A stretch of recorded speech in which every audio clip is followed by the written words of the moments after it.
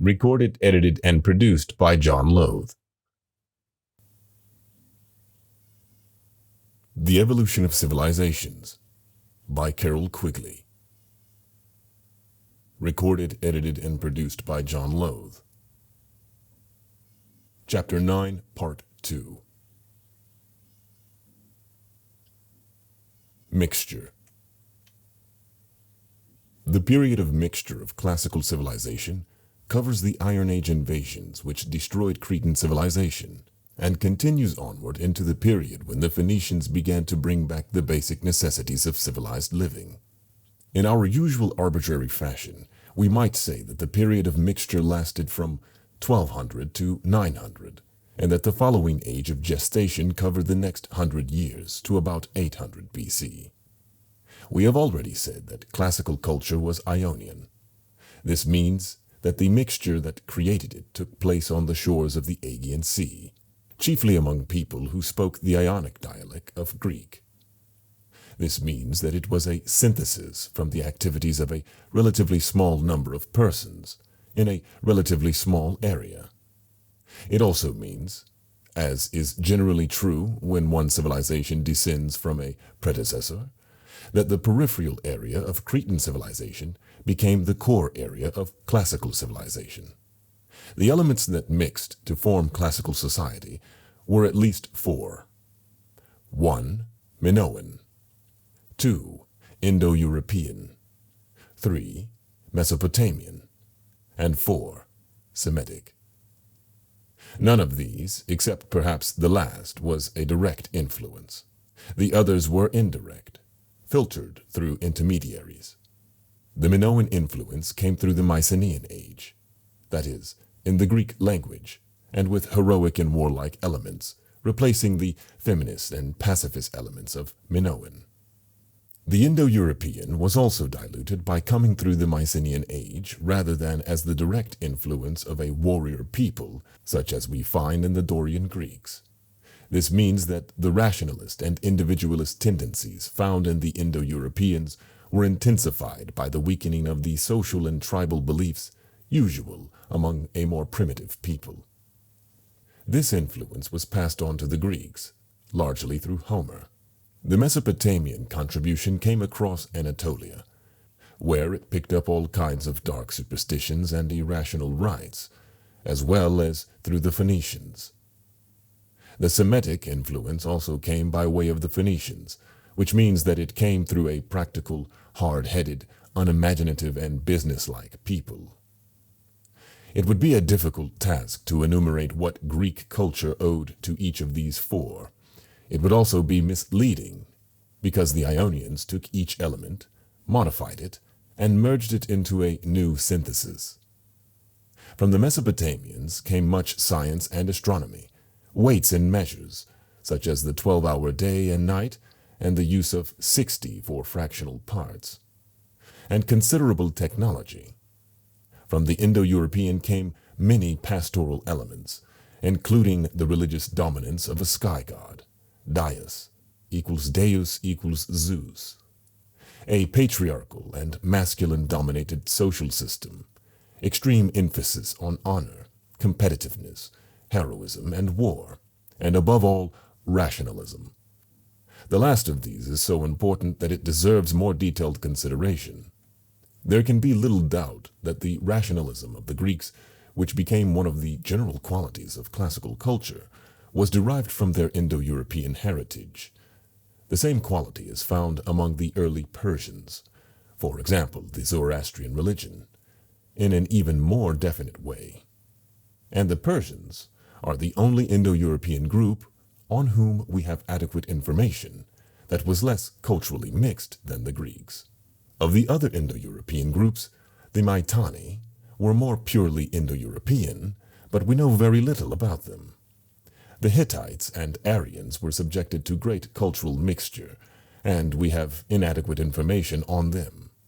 The early Romans were much less clearly Indo-European than the Greeks, were much less rational, and our information is much less satisfactory. The correlation, so far as our knowledge goes, between degree of Indo-European influence in a culture and the rationalism in the culture seems fairly close. We may concede, then, that Greek rationalism was Indo-European in origin, but this does not explain why the Indo-Europeans had this tendency. A somewhat similar inclination is to be found among the Semites, and there too its degree seems to be correlated with the degree of purity of the Semite culture. The closer any Semite people were to their original flatland pastoralism, the more pronounced the degree of rationalism in their culture. The Arabs, who were the most pastoral of all the Semites of which we have adequate knowledge, seem to have been the most rationalist of the Semite migrants out of the Arabian flatland into the vision of history. Similarly, the Hebrews, who were more pastoral than other Canaanites, were considerably more rational than these others. In fact, the Canaanites of the Levant had a very non-rational culture, so that the emergence of the Hebrews as a separate social group among the Canaanites was, to a considerable extent, marked by the development of a more rational and more historical outlook, as well as by monotheism. The generally irrational character of Canaanite society probably arose from its extensive cultural mixture with local agricultural peoples and with immigrant alpine peoples, such as the Hurrians. The rationalism of the Indo-Europeans appears in their basic thinking habits. Its most notable feature, of course, is the effort to find explanations of events in terms understandable to our conscious mental processes. This leads to persuasive but less fundamental characteristics, such as the tendency to polarize continua that, in turn, leads to the use of two-valued logic in explanations. This last characteristic shows most clearly in the acceptance of the principle of contradiction, the essential feature of any system of two-valued logic, in the analysis of observation, in addition to the already mentioned inclination to analysis itself. The earlier civilizations, such as Mesopotamian and Egyptian, were not analytical and had no tendency to seek logical explanation. It would be incorrect to say that they were illogical, for this might indicate that they violated a logical system of which they were aware. Rather, we should say that they were mythological. This means that they did not seek explanation by analysis in order to obtain logical sequence back to a cause. Rather, they found explanation in a story, as we still do in children's tales, like how the elephant got his trunk. In our development toward logical explanation, we find contributions from both the Hebrews and the Indo-Europeans. The Hebrews took the first great step toward the creation of our modern intellectual processes by turning from a mythological to a logical attitude toward the universe. They insisted on a rigid distinction between God and man, between past and future, between life and death, between male and female, especially in regard to deity, between man and nature, between the individual and the group, and between the righteous and the unrighteous. These logical distinctions were not made by earlier peoples, as they are not made, for example, by the Hindus. They were largely destroyed among the other Canaanites because of the powerful influences these received from the Mesopotamian, Hurrian, and Neolithic garden cultures. Similar rationalism is found among the Indo-Europeans.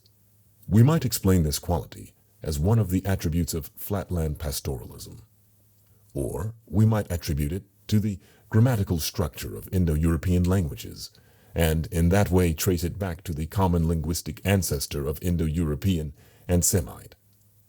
For Indo-European grammar, with its categories of gender, its sharp distinction of person and number, and its great emphasis on chronological tense, must impress upon any child who learns it a certain amount of logical attitude toward experience.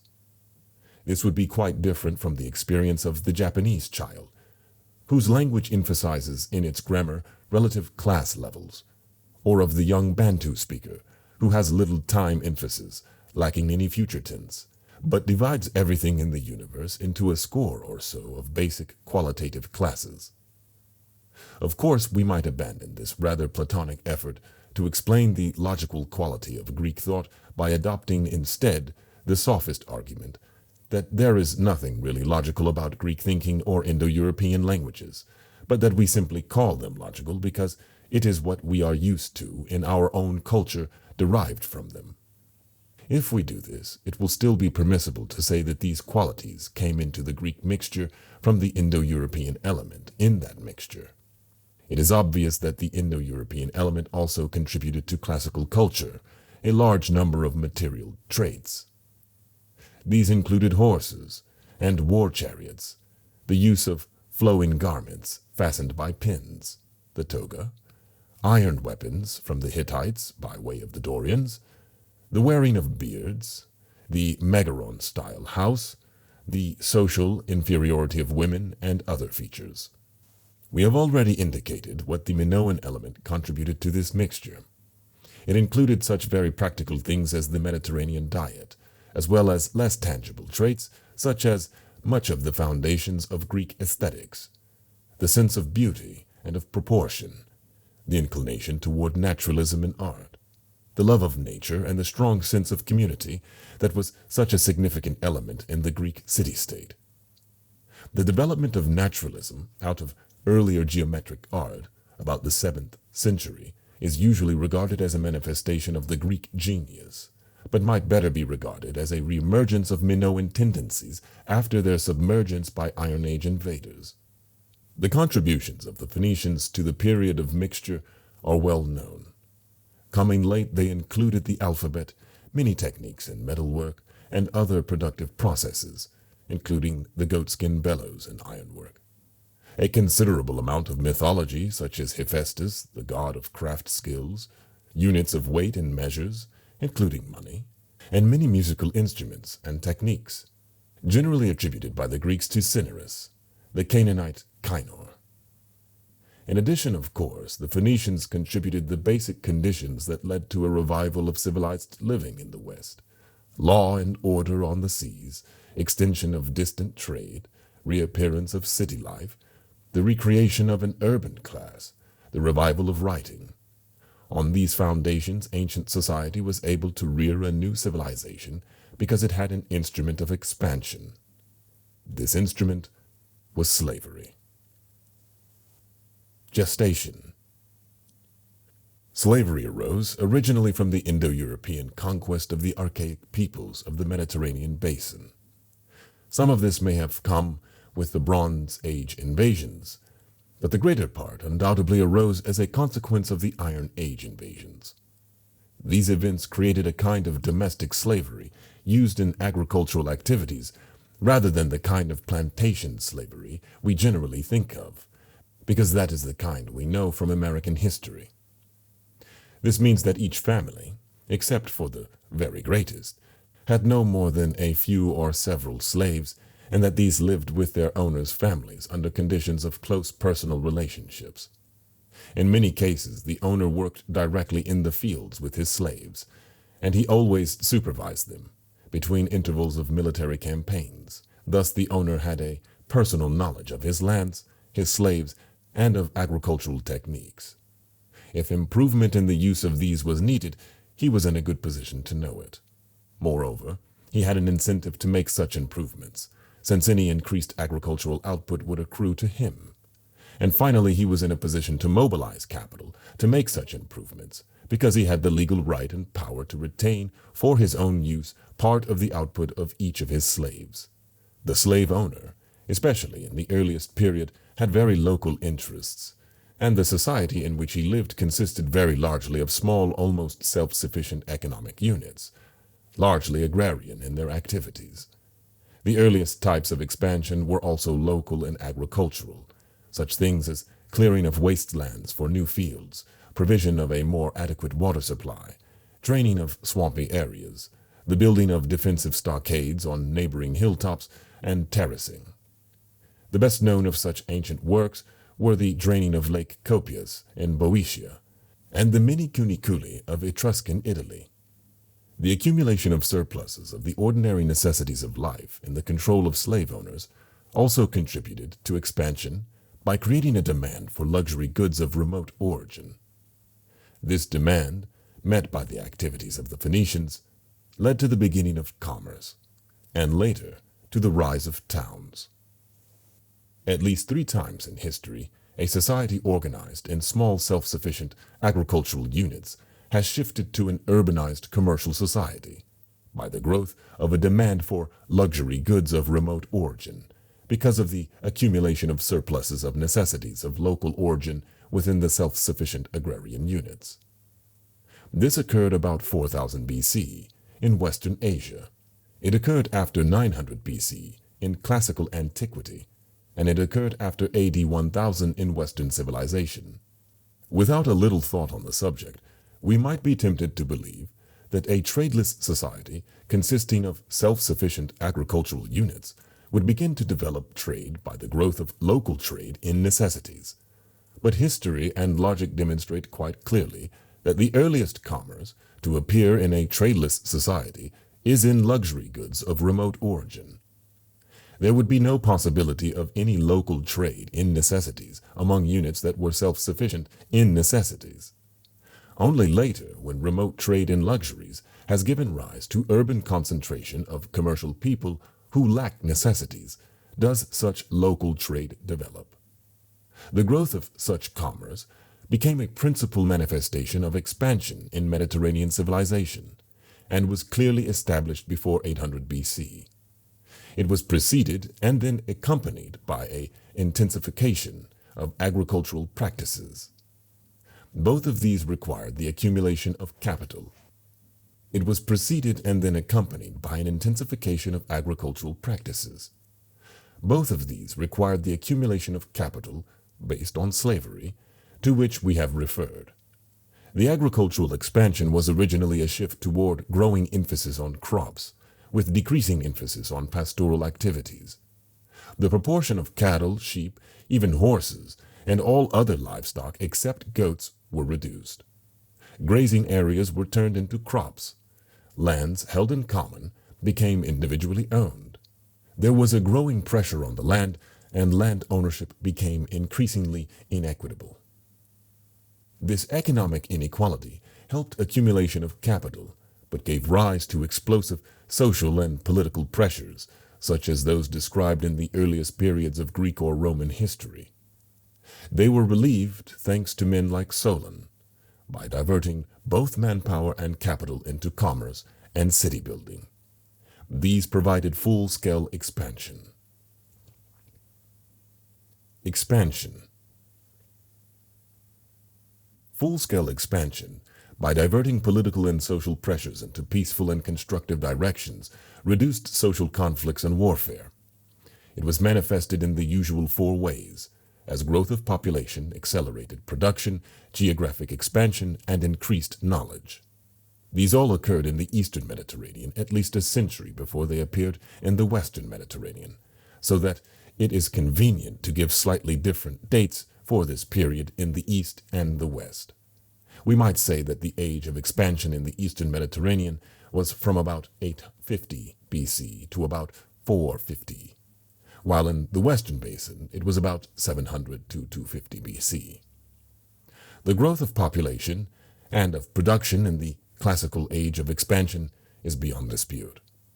Much of it appeared as the growth of cities in both numbers and size, and in the growing specialization made possible by increasing commerce. As Greek colonies were established in grain-growing regions, such as the Black Sea shores or in Sicily, these newer areas began to ship back grain and metal ores to Greece itself, seeking as payment olive oil, wine, and metal products. Of these three Greek exports, two were liquids, a fact giving rise to a demand for pottery containers that could hardly be met by Greek craftsmen. Thus, vigorous crafts activities in ceramics and in metals, particularly arms, appeared in the Greek commercial cities. At the same time, the shift in agricultural activities from food grains to wool, wine, and oil increased the tendency toward large estates, since these could be produced more effectively on larger than on smaller holdings. This trend toward larger land units continued into the following two stages, the ages of conflict and of universal empire. Geographic expansion of classical civilization in stage 3 widened ancient geographic knowledge from the narrow area surrounded by monsters that was known by the contemporaries of Homer about 725 BC, to the much wider knowledge possessed at the establishment of the Museum at Alexandria in the 3rd century. Part of this increase came from the intense period of colonization before 500 BC. This was carried on by the Phoenicians as well as by the Greeks.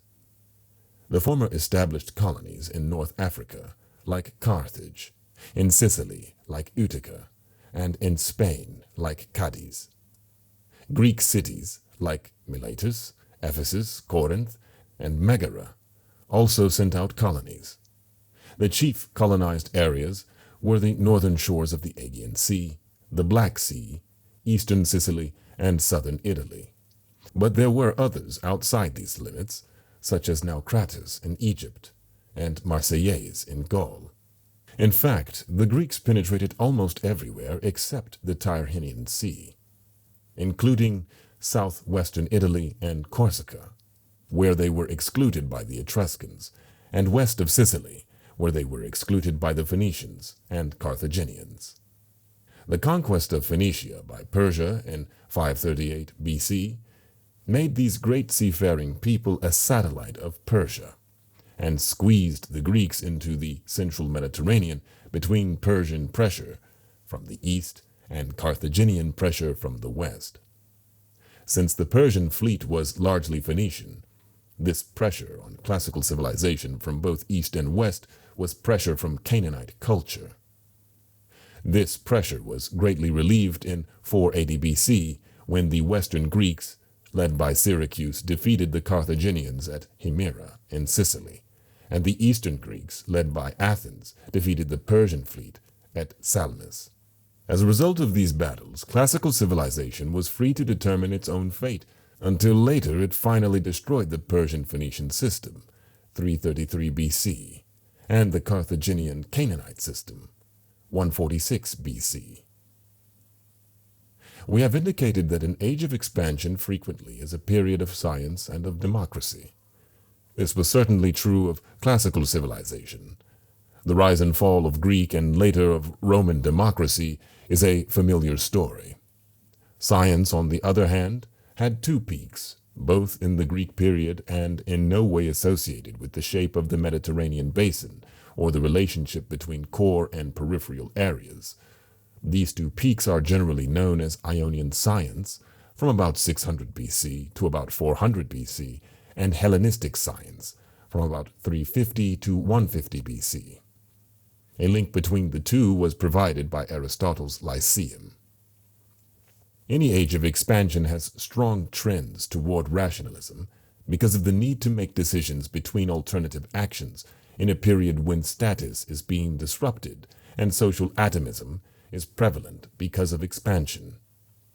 Nevertheless, science, which is, of course, entirely different from rationalism because of its faith in observation, usually flourishes in an age of expansion and is killed off by irrationalism in the following age of conflict. In classical antiquity, this pattern was not followed. There, rationalism was very strong in the age of expansion and began to attack science while this period was still in progress. In the following period, science was destroyed, not by irrationalism, but by rationalism.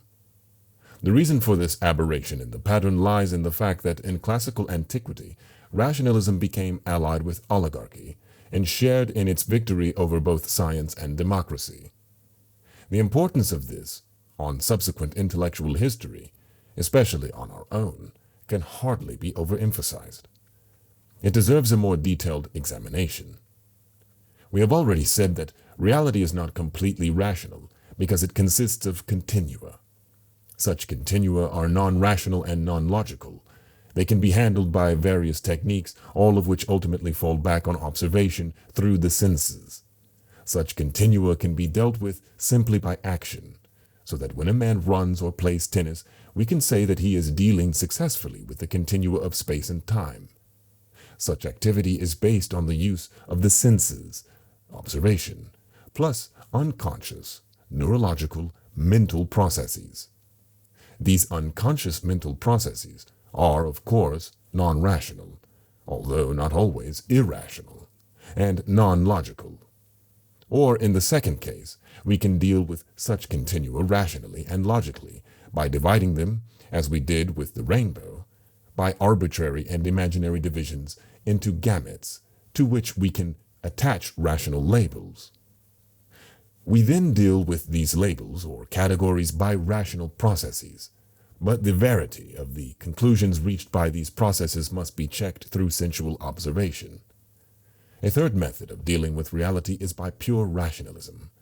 But before we consider this, we must say a few words about the Greek effort to use the second method to develop a scientific approach to reality. It is generally recognized that science, as we understand it, was born but never fully developed among the Greeks. It began to develop among the Ionians about 600 BC with the work of men like Thales of Miletus, circa 624 to 547. About a century later, the optimistic beliefs of the Ionian scientists began to be challenged by a number of thinkers who argued that reality was much more complex than was believed, and that its nature varied with the point of view of the observer, so that, for example, what seems warm to one observer seems cool to a different observer, or even to the same observer at a different time, so that we cannot say what is really warm or cool.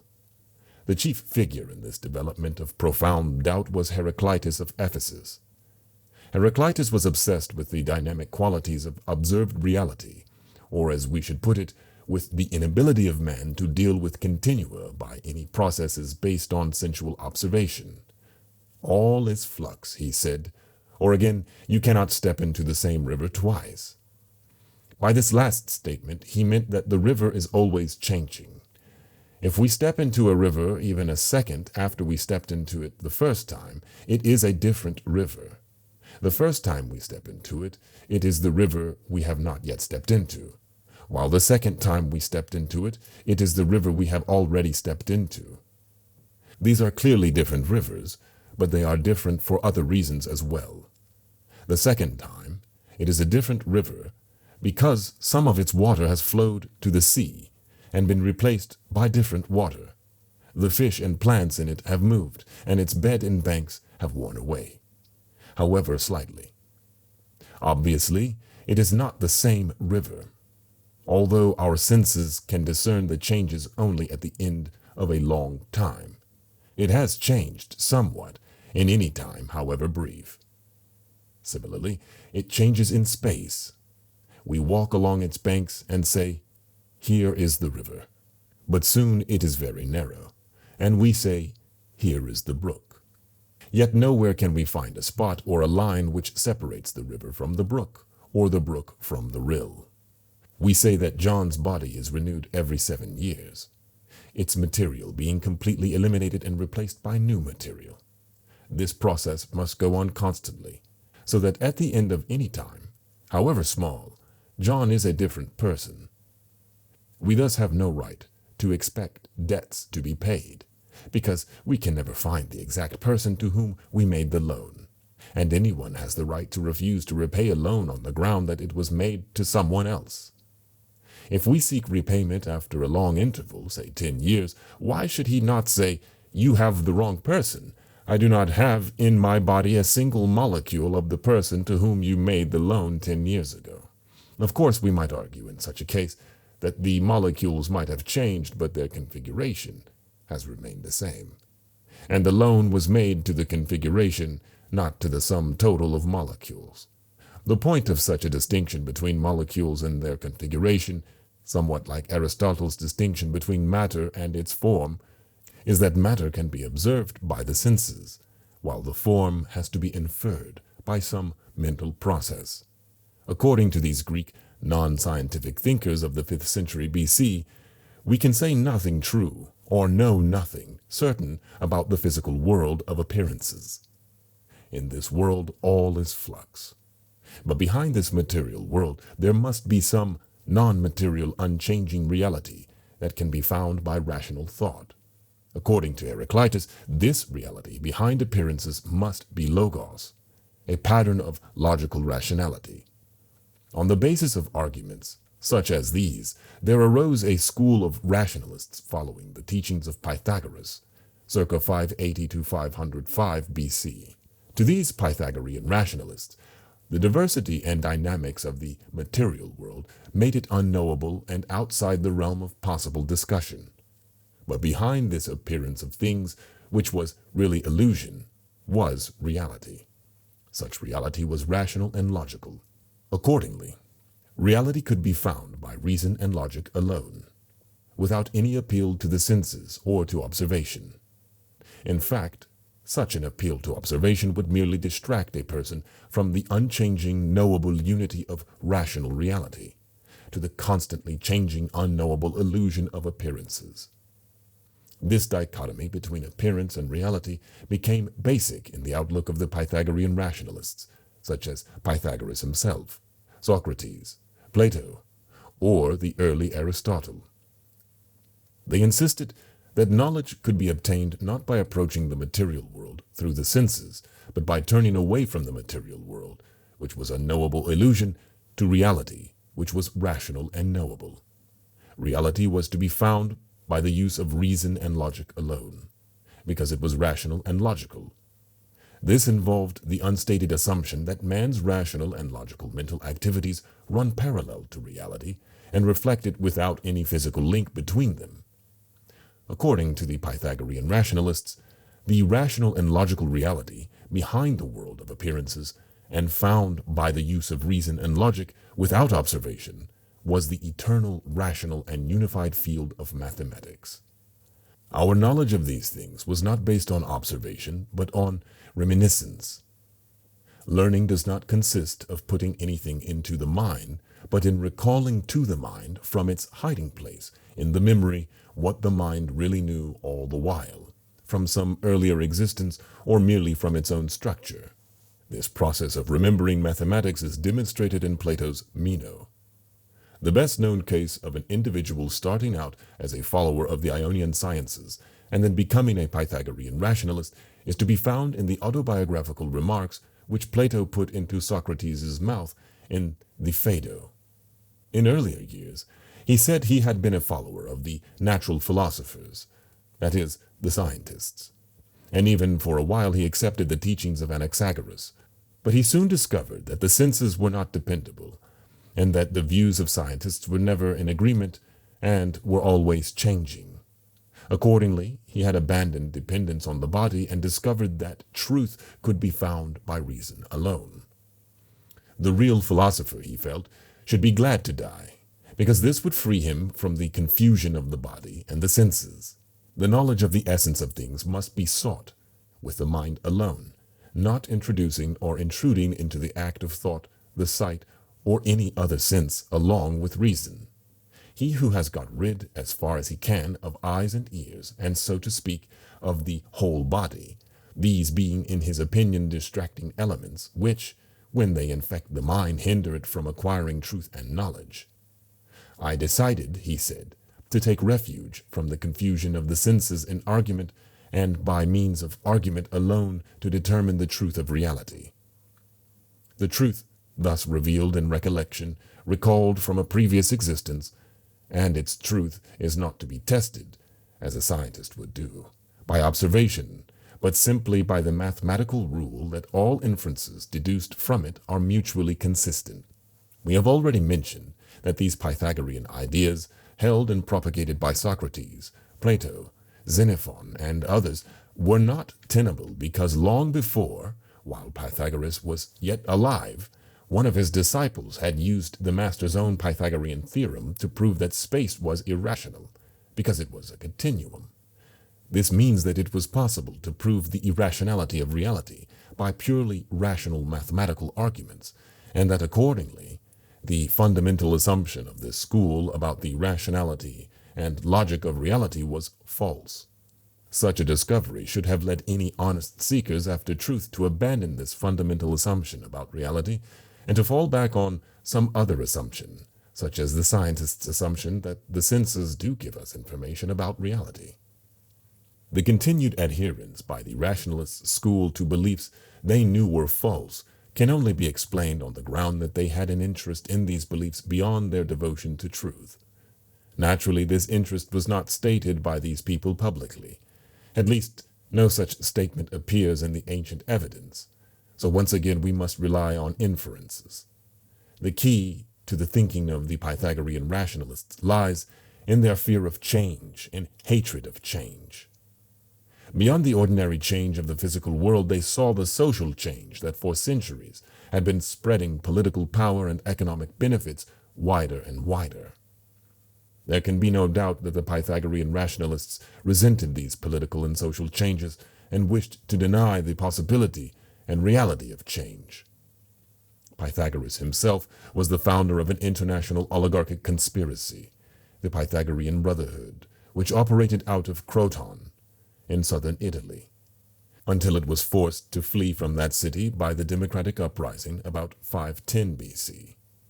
Thereafter, this organization centered in Thebes, in Boeotia. In international affairs, it operated in support of the oligarchic states and in opposition to the democratic states, like Athens. In intellectual matters, it attacked Ionian science, the sophists, the philosophical nominalists, and the upholders of democracy and of human equality. The later groups had become allied and in some cases identified for logical and historical reasons. Until the end of the 7th century, the Greeks lived in a fairly static society, in which each individual's position was based on status rather than on choice or conscious decision, and in which it was rare to meet any person with different customs or ideas than oneself. Accordingly, it was but natural for the Greeks to assume that the ideas and customs that they practiced themselves represented intrinsic and innate human nature and absolute truth in a system of absolute and universal values. The growth of commerce and of colonial expansion gave a rude shock to these ideas by showing the Greeks people with ideas and customs different from their own and often antithetical to theirs. The culmination of this educational process is to be seen in Herodotus, who was almost gullible in his readiness to believe that non-Greeks can practice almost any social customs. Experiences such as these could hardly fail to make a thoughtful person begin to examine the basis of their own customs. Can customs be based on essential human nature when different peoples act so differently? Or can there be any absolute value systems or social standards when different peoples have such diverse convictions? From these discussions, there emerged by the 5th century two quite opposite points of view. On the one hand, the conservatives insisted that there was an absolute system of values and of social behavior, and that in this system, the customary Greek behavior was the natural inborn behavior of those beings who were fully human. Any persons who acted or thought otherwise were at a lower level of this same absolute standard because their natures were not fully human. These conservatives saw the universe of living beings as a kind of hierarchy in which animals acted like animals, barbarians acted like barbarians, Greeks acted like men, and demigods acted like demigods, each according to its real nature. From this point of view developed two powerful theories that are still with us today. One, that all differences between kinds of objects are real, eternal, and objective distinctions. And two, that all differences between men are equally real, unchangeable, and objective, the result of biological, that is, hereditary differences. The first of these theories led most obviously to the corollary that species distinctions are real, or, as the philosophers put it, universals are real. This is known as philosophic realism. The second, closely related theory led to the belief that human personality is identical with human nature, each being based on the individual's biological heredity, and that accordingly, social distinctions such as those between noble and worker or between free man and slave are based on real differences rooted in nature. The point of view opposed to this absolute thinking was more relativist. It regarded differences in social customs as merely conventional differences, indicating no real difference between barbarians and Greeks, between nobles and workers, or between free men and slaves. The external differences between these were merely accidental occurrences, resulting from different environment or upbringing, and signifying no really fundamental differences between the basic natures of the persons concerned. The customs of tribes or the positions of individuals were mere conventions arising from history, and were thus capable of change in the future as they had changed in the past. In this point of view, there was a distinction between nature and personality, the former being presumably the same for all men, while the latter was different merely because each person's history was different. Distinctions were not based on nature but on convention. Moreover, if Heraclitus was correct about the dynamic nature of all the universe, then no distinctions between kinds of things were real, but were all equally conventional, drawn by a local consensus and indicated by verbal differences. This point of view led to philosophic nominalism and social, if not ethical, relativism. The chief distinction between noble and worker, or between freeman and slave, is not any absolute or real distinction, but only a verbal distinction, based at most on superficial and conventional distinctions, such as exist between all individuals. For reasons that should be evident, the absolute point of view based on philosophic realism had considerable appeal to the conservatives and the defenders of oligarchy. It denied the possibility of real change and justified the existing social and economic inequalities as being based on real, eternal distinctions.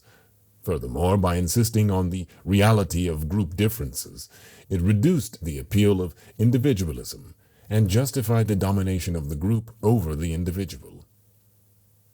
Parallel reasons made the nominalist and relativist point of view appealing to the egalitarian, individualistic progressives.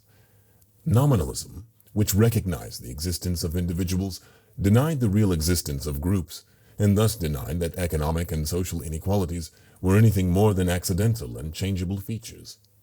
This point of view justified individualism as the only reality, insisting that groups or universals were merely conventional collections of individuals to which a common name was given. Such a name was arbitrary and temporary, capable of change, and even of complete reversal, so that, for example, slavery could be called freedom and tyranny could be called justice, if men merely agreed on the convention to do so. Thus the sophist Hippias, according to Plato, questioned the reality of the group, the state, by saying, "I believe all of you are kinsmen, friends, and fellow citizens, not by law but by nature. For by nature like is akin to like, but law is the tyrant of mankind, and often makes us do many things which are against nature." And again the sophist Lycophron questioned class distinctions with the statement, "The superiority of noble birth is imaginary, and its prerogatives are based merely upon a word." The real existence of a slavish nature in conventional slaves was challenged by thinkers like Alcidamas, who said, "God made all men free. No man is a slave by nature," and Euripides, who wrote, "The name alone brings shame upon a slave, who can be excellent in every way and truly equal to the freeborn man." Another sophist, Antiphon, questioned the real distinction between Greek and non-Greek, saying, "As to our natural gifts, we are all equal, whether we be Greeks or barbarians." According to Plato, Thrasymachus, a sophist, upheld the conventional arbitrary and nominalist character of justice by saying that this was merely a word, which we apply to whatever the strong impose on the weak. The nominalist outlook of the sophists was congenial and acceptable to the Ionian scientists, to the Democrats, and to most progressive and reforming persons.